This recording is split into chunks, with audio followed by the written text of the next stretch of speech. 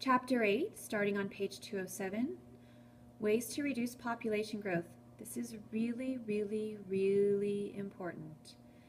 The number one way to reduce population growth in a country is education for women, not birth control, not education about birth control, not family planning. It is getting the girls in school, reading and writing and math. The second way is to lower infant mortality. And it seems kind of counterintuitive, but if families know that their children are going to live, they're not going to have a lot of children.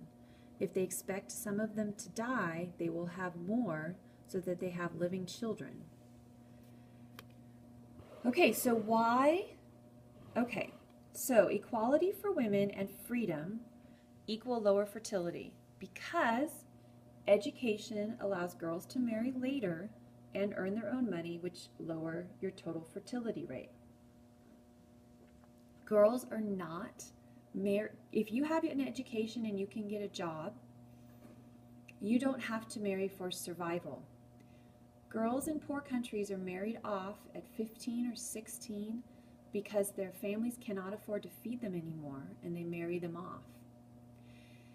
And they do it because they need to eat. So they get married to eat. And if you get married, and in these poor countries without access to birth control or without freedoms for women to choose birth control, then they'll have babies very young. And the younger you start having babies, the more you end up having.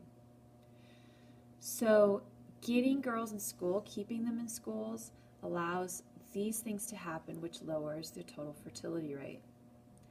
So please, please, please, please, please, this is an AP question. It's always asked. The number one way to reduce population growth, education for women. It's extremely important. Here's an add-on to your book on page 207. The quality of life in a country is based on life expectancy and infant mortality rate. So we say that a country has a certain quality of life. Those are the factors that go into that quality of life. Turn to page 208. Know the definition of biocapacity here. Down here, it's a bold term right here.